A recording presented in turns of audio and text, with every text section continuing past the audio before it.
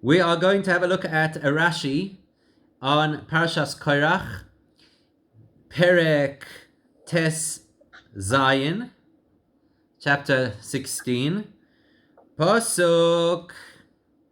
Let's put it into context. We'll start with Pasuk Chof. We're actually going to look at the Rashi on Chof Beis, but let's just put it into context. That's Pasuk Chof is 20, and then we're going to go to Pasuk Chof Beis. So this is after Korach's rebellion has already said their piece. They've attacked Moshe. He's gathered up all of his 250 followers. They brought the Keturah, which was supposed to be the test of whether they are in fact entitled to their opinion or not. Look what happens next. Vaydaber Hashem el Moshe vel Aaron leimor. Hashem speaks to Moshe and to Aaron, and he says as follows: Hibodlu mitoich ha'edah hazois. Separate yourself from this community. Va'achale oisam kiroga, and I will wipe them out in a moment. Okay, it's a very tenuous moment in Jewish history. In a flash, Hashem is willing, God forbid, to wipe out the people. So he says to Moshe and Aaron, you get out of the way, and everybody else will chas v'shalom be harmed. So now comes the pasuk we're going to focus on. Vayiplu al paneihem. So they fall on their faces, which is always the sign of asking for Hashem's mercy. Moshe and Aaron fall on their faces.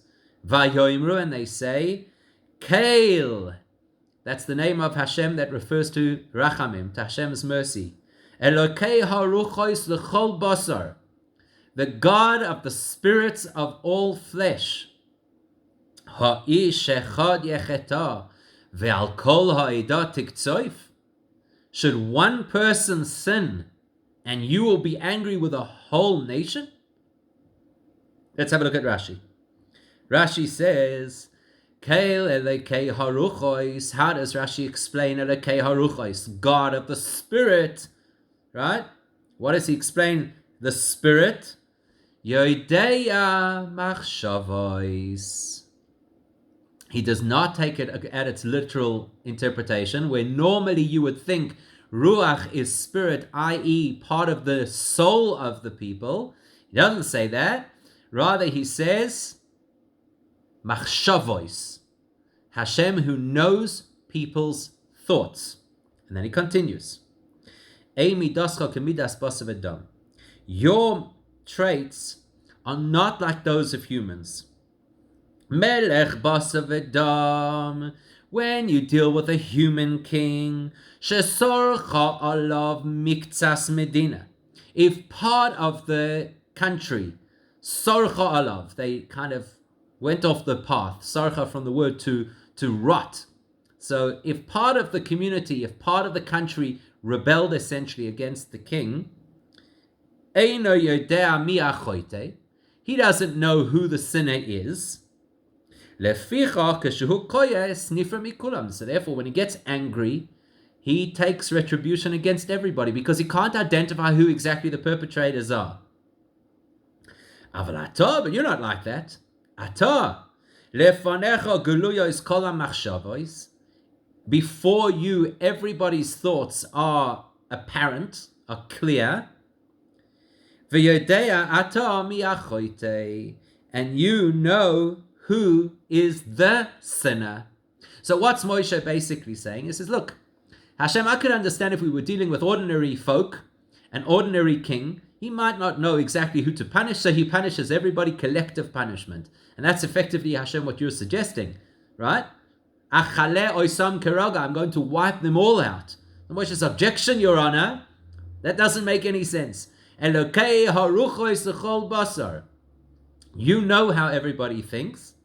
So for one person's misdeed, everybody should suffer. So basically what Rashi is doing for us is, he's alerting us to the fact that the word ruchois over here, which normally could have meant spirit, and may have sounded like it's a relationship with the soul or a description of the soul, doesn't mean that.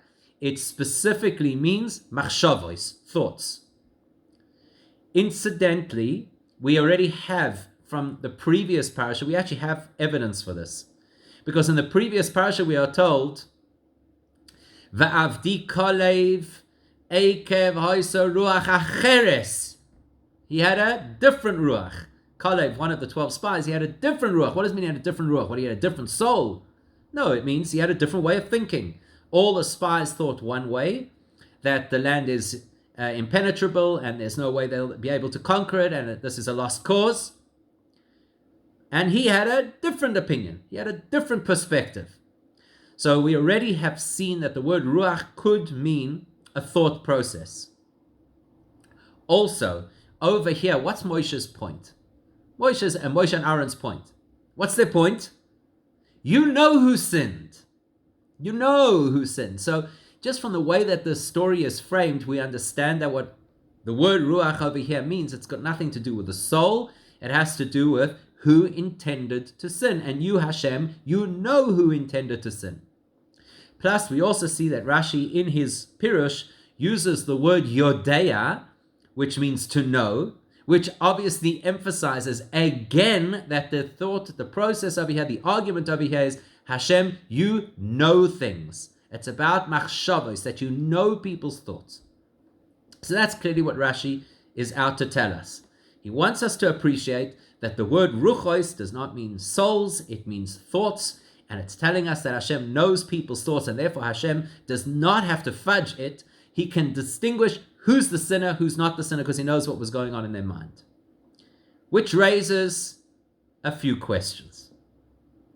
Question number one, if that's what Rashi wants to tell us, that Hashem knows how people think, that's not an overly difficult subject for us to wrap our heads around. I mean, surely even before you came across this story and this particular argument of Moshe and Aaron, surely you knew that Hashem knows our thoughts.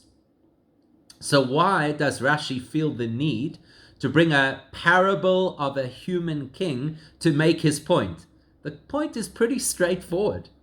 The point is simple. A normal person does not know what somebody else is thinking, and Hashem does know what somebody else is thinking. So why do you have to illustrate this with a king who can't work out who exactly the rebels are, and therefore he takes some action against the entire community? Question 1. Question 2.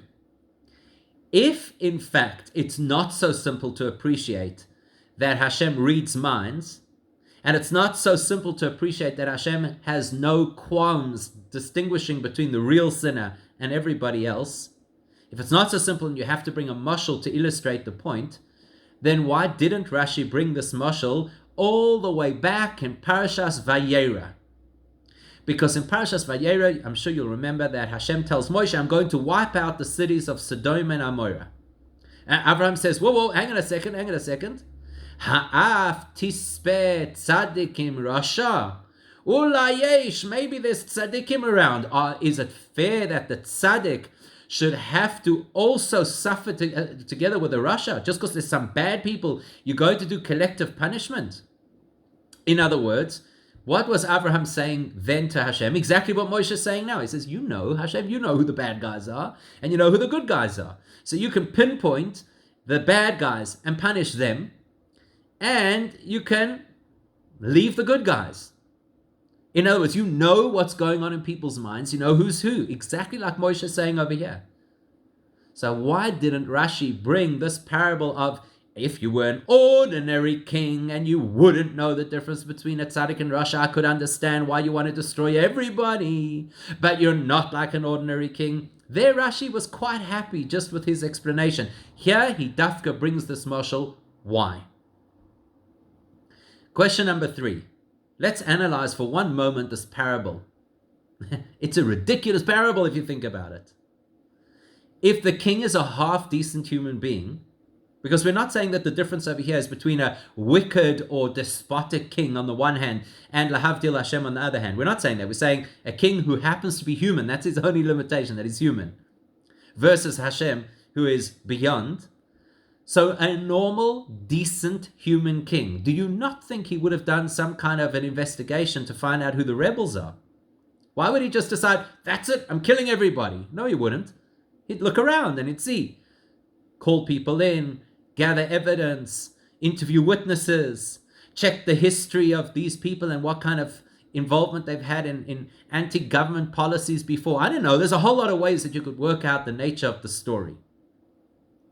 And failing that, let's say that at the end the king is unable to find the guilty parties, would a decent king now say, well, because I can't punish anybody, I'm going to punish everybody? Why would that even be a question? Why would that even be a proposition? What kind of a response is that? It's ridiculous. You remember what it was like when the teacher used to do collective punishment on the class. It was a miscarriage of justice. How dare you, just because you don't know who it was who was chutzpahdik, who was who pulled the prank on you, we should all suffer? That is not just at all. Those are the three major questions on this Rashi. There are two, I don't want to say minor questions, but more technical questions. If you have a look in the mashal, in the parable that he gives, he says it's a mashal of a king, a melech bas v'adam, shesorcha alav miktsas medina. The word sorcha means that they went, something was off. They weren't quite the way that they should be. You know, like when something is masriach, something, it's got a smell. It's not quite the way that it should be. It's not as heavy an expression as sin.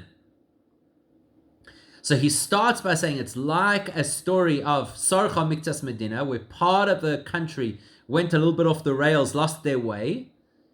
And then he concludes by saying, Eino yodea mi hachoite. He doesn't know who sinned. That's weird. Why don't you keep it consistent? Why don't you say, some of them went off the path, and he doesn't know which ones went off the path? It's a strange expression. Some of them went off the path, and he doesn't know who sinned. So why are you suddenly switching, which implies kind of like a more intense rebellion from the way you first stated it, which was a more, it's a rebellion after all, but it's not the most hectic kind of rebellion. And that leads us to the fifth question on this Rashi. Why does he switch from a plural reference, Miktas Medina, some of the citizens misbehaved, and then he ends off with a singular reference, Mihu HaChoite, who is the sinner. That's also strange, because effectively what you're trying to say is he doesn't know who the sinners were. That's surely how the flow should have gone. Why does he go from Miktas Medina, which could be up to, 49% of the population, and then he says, who's the Choite? Okay, so those are our questions here on Rashi. Let's review them. Why do we need a mashal at all to illustrate what seems to be a pretty simple point, that God can read minds and knows what people were thinking? If we do need a mashal to illustrate that point, it should have been brought long ago when Abraham made the same point to Hashem at the time of Sodom. Thirdly, why would you think that a decent king would use collective punishment, and that's the greatness of Hashem that he doesn't? Fourth, technical question. Why does he switch the intensity of the sin from the beginning of the sentence to the end? Sorcha Miktas Medina, who's the choite, which is more intense. And likewise, why does he switch from a group of people to the choite, the sinner, in the second part of the phrase? Let's look at the next Rashi. Now the next Rashi, he says, Ha'ish echad. Okay, so what was the argument that Moshe and Aaron said? Ha'ish echad yecheta. Should one person sin, Val kol ha'eda tiktsoif, and you'll be angry with everybody? Rashi extracts those two words, Ha'ish echad, the one man. Again, the context is the one man will sin. Says Rashi, Ha'ish echad hu ha'choitei. He is the sinner. Ve'ata al kol ha'eda tiktsoif. And you, Hashem, will get angry with everybody. Omar HaKadosh Baruch Hu, so Hashem responds, Yofe Omarta, you've spoken well. Ani Yodea, I know who sinned. Umoidia, and I will expose, in other words, I'll allow other people to know who sinned. Mi chata umi loy chata. Who sinned and who did not sin. Now, the second part of that Rashi, okay, we get it, we understand exactly what Rashi is saying. The first part of that Rashi, what is the point? Rashi's commenting on the words, Ha'ish echad yecheta. Should one man sin? What does he say? Ha'ish echad hu hachoite. He is the sinner. Well, isn't that what the pasuk just said? Why is Rashi telling that to us? When you read that pasuk, Ha'ish echad yecheta, did you not understand it as the one person will sin? Sure you did. So why does Rashi have to say, Ha'ish echad hu hachoite? Like you're telling me something brand new that I didn't realize. Then the rest of the Rashi is and you're going to get angry with everybody else, right? Ve'ata al kol ha'eda tiktsoif, and you are going to get angry with everybody else. So if that's what Rashi's talking about, surely he should have included that in the headline. The headline should have been Ha'ish echad yechetav al kol ha'eda tiktsoif, or at the very least it should have said Ha'ish echad v'goimer, etc. Because apparently in the Rashi he is commenting on the rest of the sentence. So then why not actually say it? And why does he say Va'ata and you al kol ha'eda tiktsoif? What does that help? Again, is that not self-understood? The pasuk says, "Ha'ish echad yecheta," one person will sin, ve'ata, and you will get. He adds it in over here. Ve'ata al kol ha'eda tiktsoif. What's the addition of that word ve'ata and you? How does it help? Then we have to ask ourselves this question: why does Rashi then have to say Yofe omarta? You have spoken well. What is? Could just say, and Hashem listened. Or Hashem, so to speak, redefined how he was going to deal with the people. What's this Yofe omarta? There's also something very intriguing about this story. Because the way that Rashi, and even without Rashi actually, the way that the pasuk words the protest of Moshe, he's basically saying, Ha'ish echad yecheta, right? You'll agree? Ha'ish echad yecheta. One person has sinned. Right? Rashi emphasizes that point because he says, Ha'ish echad hu hachoite. He is the sinner. In the previous Rashi he says, Mi hu hachoite. He keeps coming up with the same thing again and again and again. Who is the sinner? The sinner. The sinner. What actually happens next? Let's jump ahead to Psukim. So we'll look at Chof Gimel just for context, but really we're looking at Chof Daled. Vaydaber Hashem Moshe leimor. Hashem said to Moshe, Daber Elohai da leimor. Speak to the people and tell them, Hey alumi saviv, get up and move away from around Lemishkan Korach, Dasan Vaviram. Move away from the tents of how many people? 3 people.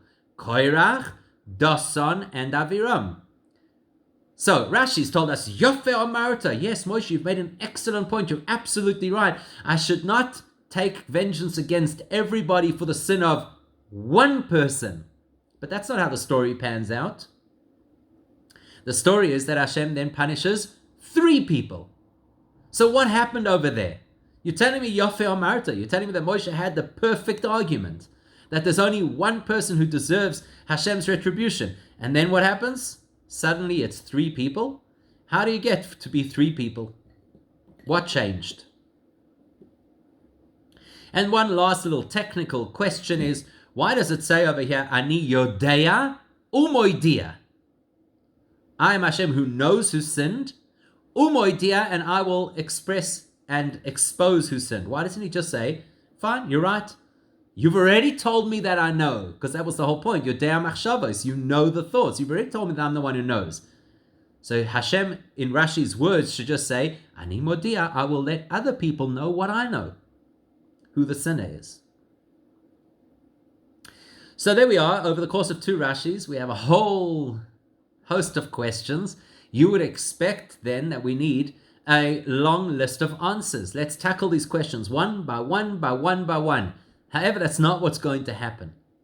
Sometimes when you have a really good answer, it shifts your perspective on the whole story and you realize that none of the questions hold water anymore in context of this new perspective that the answer has given you. But in order to get that new answer, you have to really know how to ask the right question. That's, by the way, why Jews always respond to a question with a question, because they're saying, but maybe you're not asking the right question. Maybe you have to ask a deeper or more general or more inclusive question that will help you understand what is at stake or what the whole issue is about over here. Based on that, you'll get the answer that you need. So what's the key question over here? What's really bothering Rashi? Not just the word haruchos and whether it means souls or whether it means minds. Or not just ish echad, the one man, although that clearly seems to bother Rashi a lot. The ish echad, the one man. What bothers Rashi over here? You know what bothers Rashi? Moshe seems to be making a ridiculous argument. Ha-ish echad yecheta. If one person sins, you will take Hashem retribution against everybody. What one person? Where one person? Look what happened just before this. 250 people. That's the previous section. Read what happened in the previous section. Right? He goes and he gets 250 people together, and they say that you've taken all the leadership positions for your immediate family. It's all nepotism. You promised us we'd go into a land that never happened. You're a failed leader. Whatever their particular arguments are, we want to also be kohanim. There's a whole host of arguments that they put at Moshe's feet.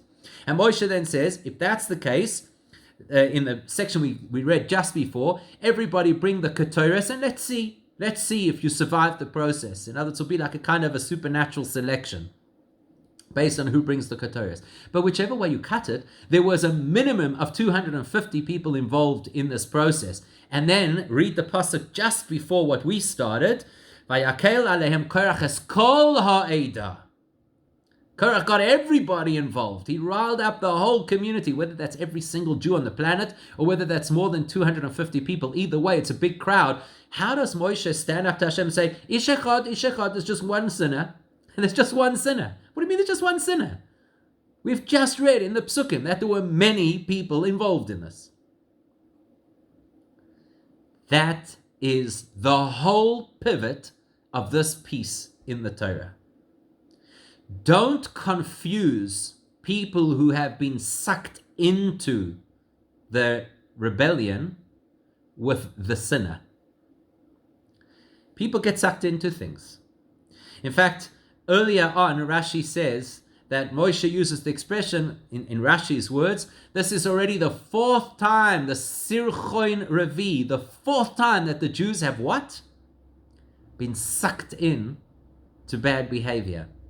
Like, for example, the Egel Azov, the golden calf, there were people who were the agitators, the Erev Rav, the mixed multitude who accompanied the Jews out of Egypt. They were the ones who came up with that idea. They were the ones who pushed for the golden calf, and other people got sucked into the vortex.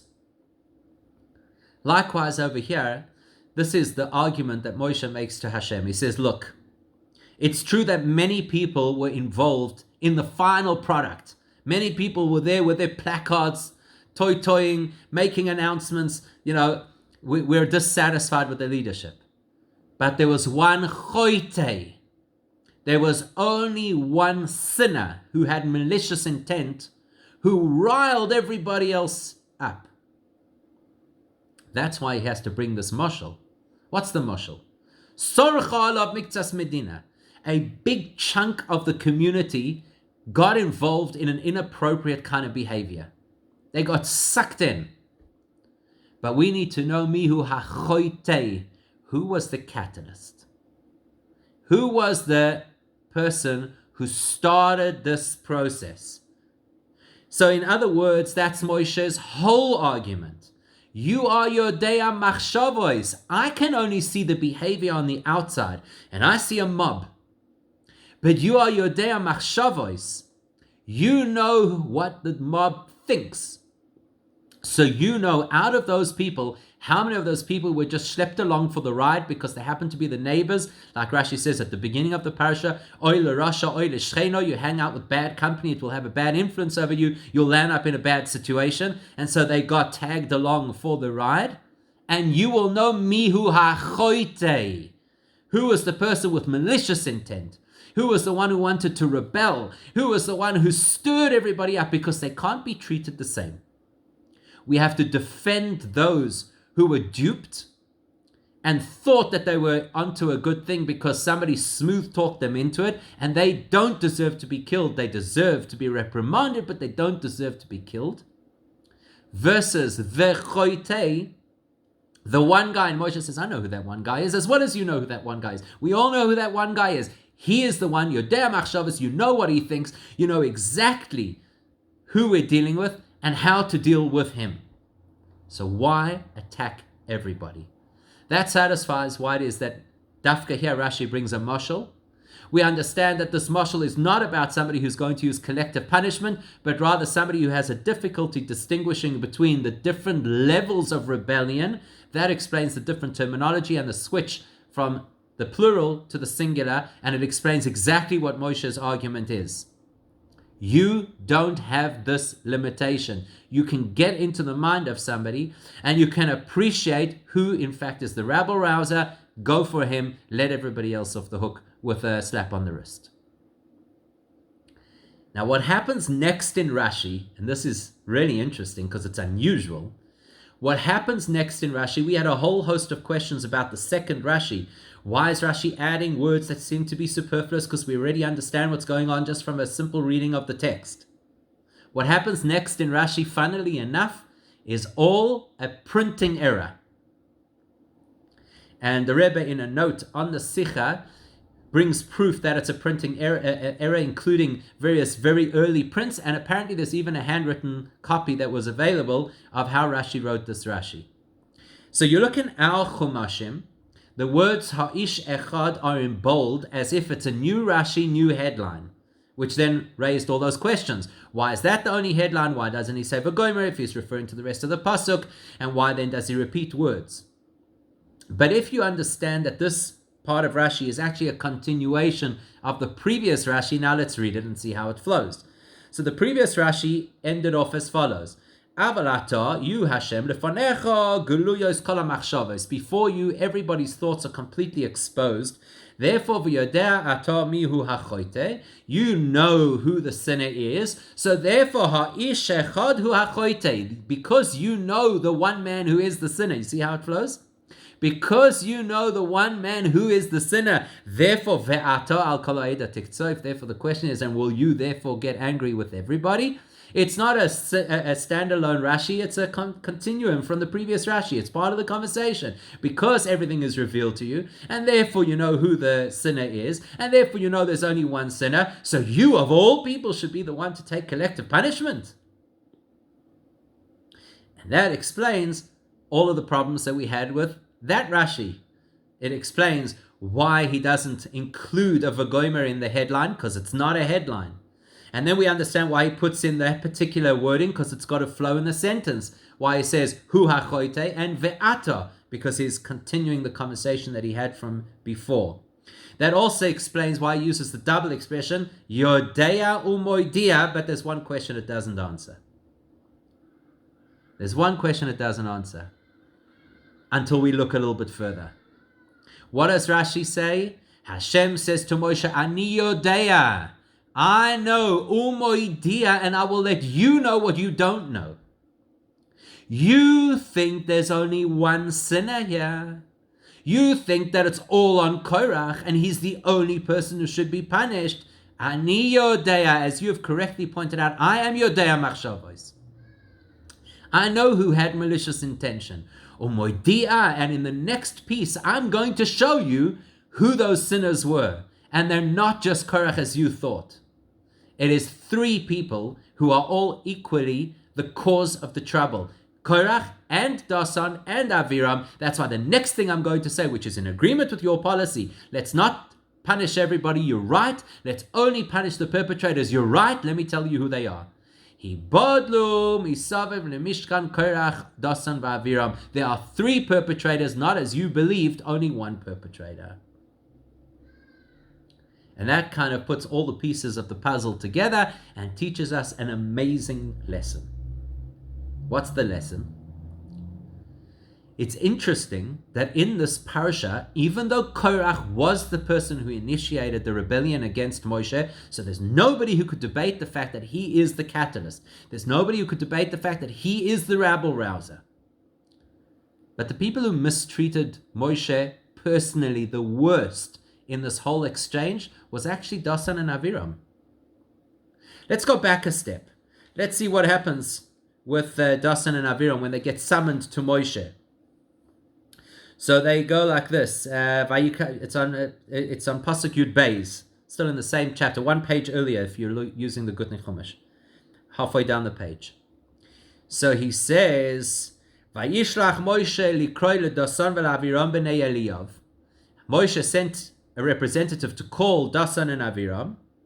Okay, so this is now personal. He's calling them. He's giving them a summons. This is the leader of the Jewish people, Moshe Rabbeinu, telling Dasan and Aviram to come. And they refuse. Chutzpah. They refused to come speak to Moshe. Korach didn't have this issue. Korach had no problem coming and speaking directly to Moshe. They send a message back, we're not coming. And then not only that, they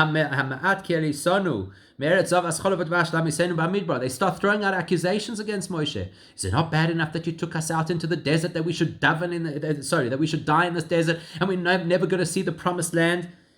Right? It's crazy what they say. Then you carry on, and they say, even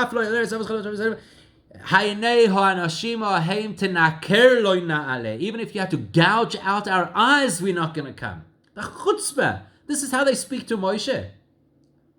What's the lesson? Moshe in his mind says, look, these guys offended me terribly, but I still am willing to be melamed zchus, to defend them and say they did not maliciously intend to rebel. They were all sucked in by one person. In other words, Moshe would prefer that even the guys who outright slapped him in the face, rejected his authority, cursed him for what they claimed was taking them to die in the desert, he says, I don't know for sure that they really wanted to rebel. I know that Korach did, because Korach started the process, and I can't in any way defend that, unfortunately. But these chevra, I could still defend them, so I'm going to try. And that's the lesson. What a powerful lesson. That even when there is reason to believe that people have behaved in the most horrific way, our job is to look for the good in them.